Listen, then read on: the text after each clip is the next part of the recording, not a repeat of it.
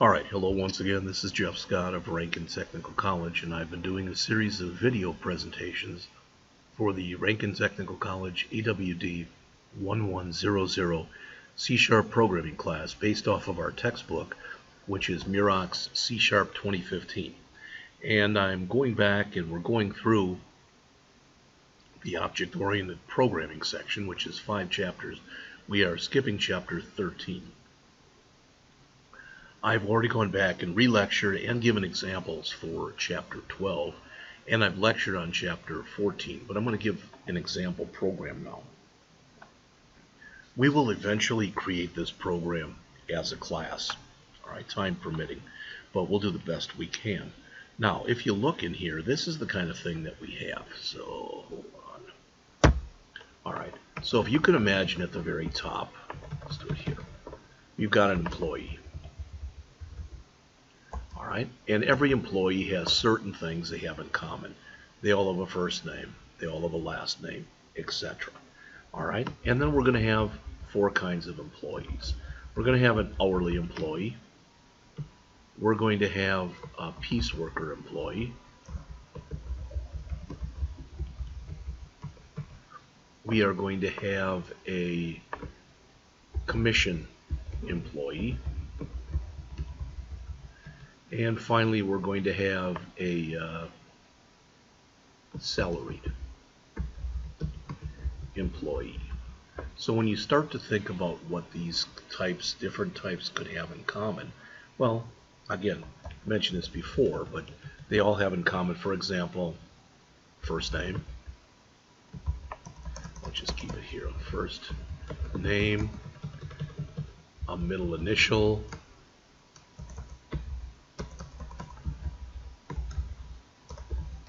last name.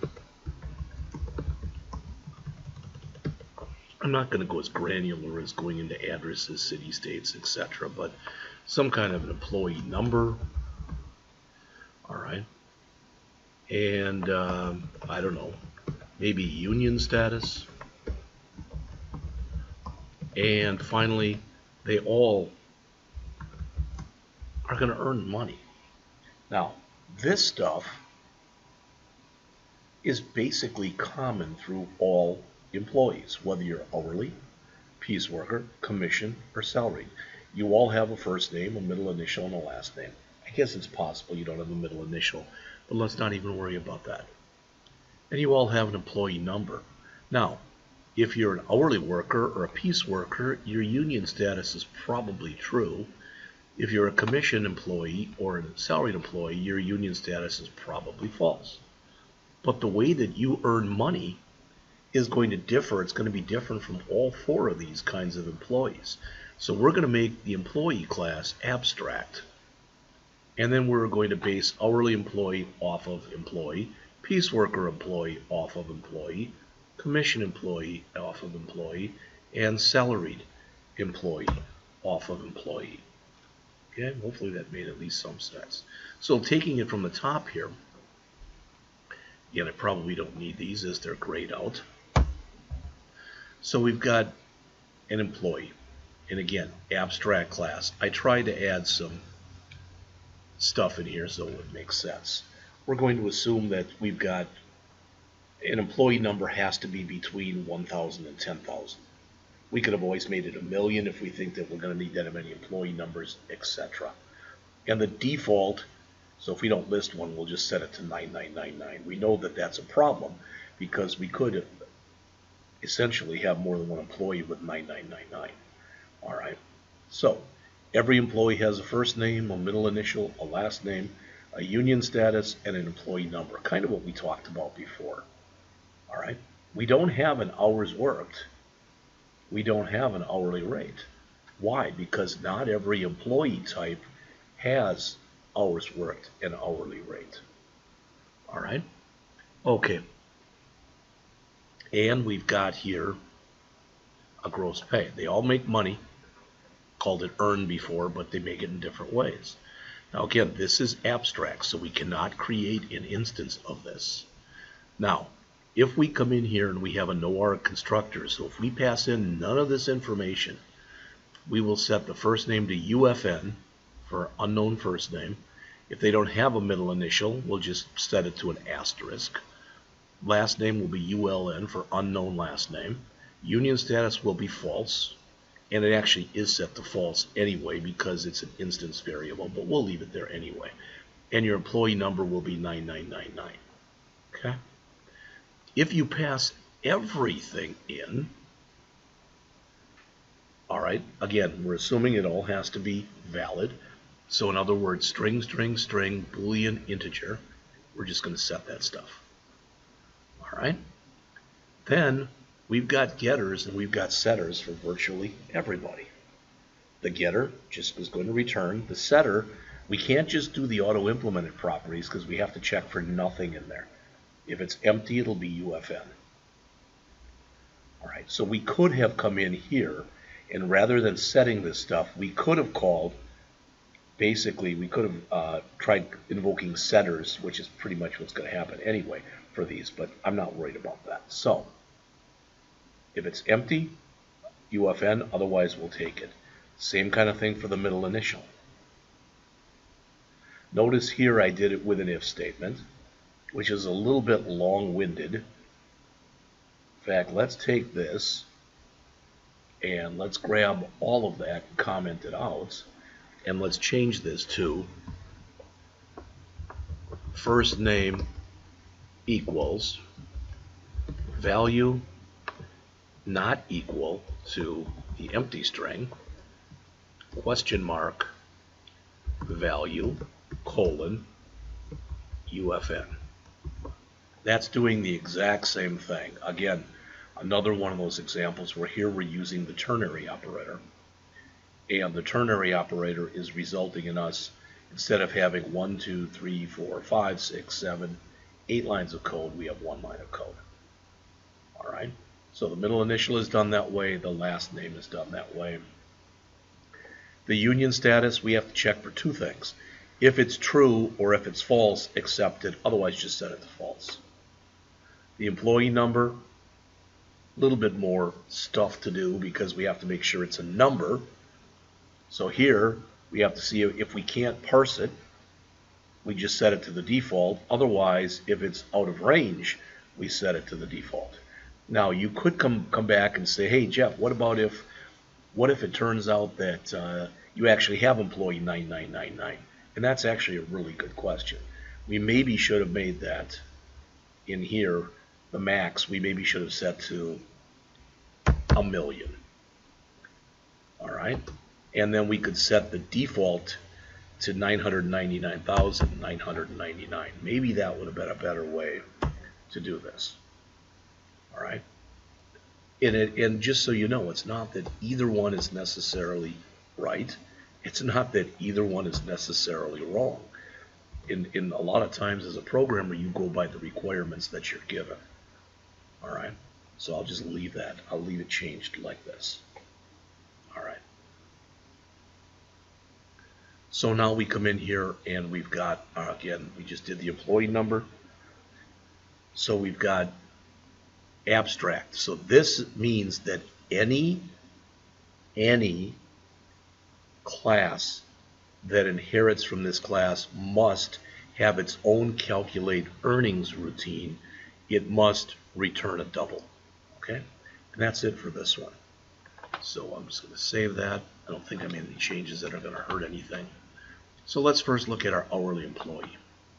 All right, this looks a lot like what we had for our regular employee class earlier. Notice first, it inherits from employee. What did employee inherit from? Nothing. So technically, it inherited from, I believe, it's colon object. Whoops. It's colon object, I believe. I don't think that that'd give me any error, but that's redundant to say that, so typically you don't. All right, so we come down to hourly here. Let's see where I am for time. All right, let's do this one, and then we can stop right there. So an employee, an hourly is a type of employee. Again, you've seen this before. The minimum now hours they can work, the max hours they can work.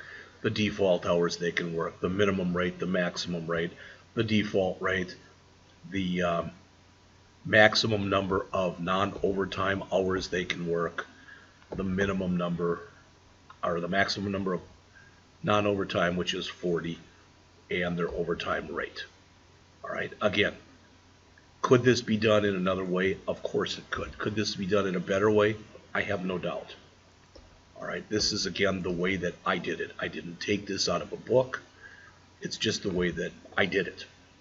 And if you go, yeah, well, I don't like the way you did it, well, that's fine. Then when you do yours, you should do it whatever way you want to. This is meant to be a teaching tool, and by no means is this perfect. Say by, just the opposite. It's far from perfect.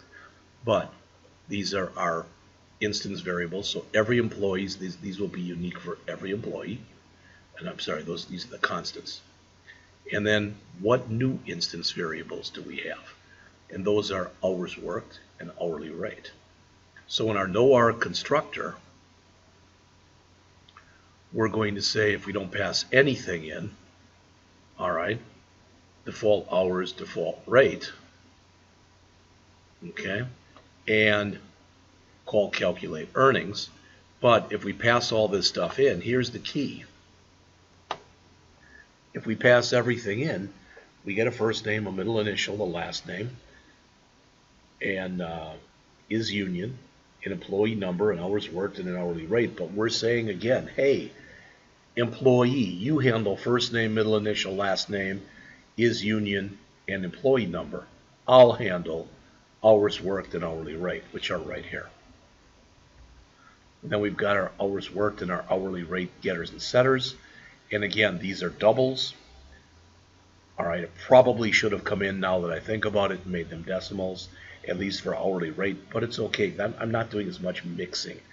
The disadvantage of doing it the way that I did it, the disadvantage is doubles are not as mathematically precise as decimals are.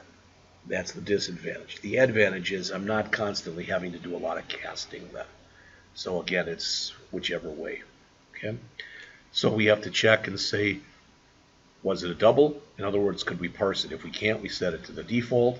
If it's less than 0 or greater than 84, we set it to the default. Otherwise, we accept it.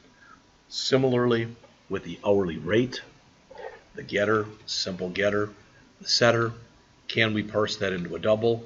If we cannot, set it to the default, or if it's less than 0 for the rate or greater than whatever we said the max rate was, I guess $100. If that's the case, again, do the same thing. All right. Now we've got our calculate earnings. Remember, we want to override, okay, so we do public override double. What are we overriding right here?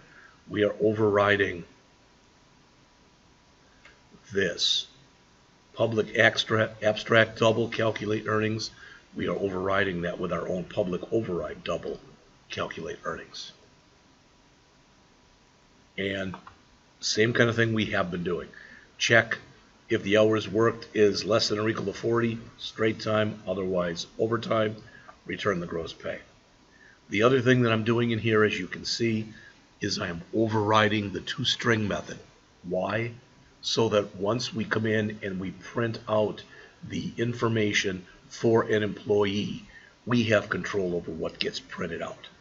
And as you can see, it's the name where I concatenate together the first name, the middle initial, and the last name, followed by a blank, on the next line, union status, next line employee number, next line hours worked, next line hourly rate, next line gross pay, and then I return that, which means print all of that out. All right?